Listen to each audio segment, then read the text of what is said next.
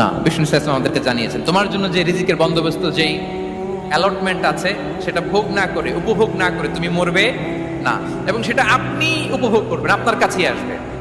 ধরুন আপনারা যে ফল আমেরিকাতে খান, এটা কি আমেরিকায় চাষ হয় ফল, নাকি কানাডা মেক্সিকো থেকে আসে?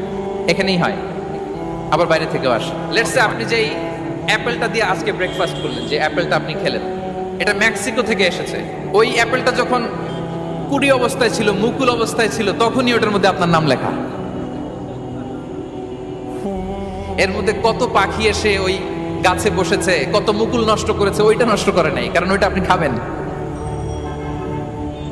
ওইটা পুষ্ট হয়ে সুন্দর একটা ফল হয়ে ইম্পোর্টেড হয়ে এটা আমেরিকাতে আসলো, আমেরিকার বাজারে। অনেক মানুষ ওই ফলটা সুপার মার্কেটে যে ধরে চড়ে নেড়ে আবার রেখে দিয়ে চলে গেছে, নেয় নেই। ওইটা সে খাবে না, কারণ ওইটা আপনার রিজিকে লেখা।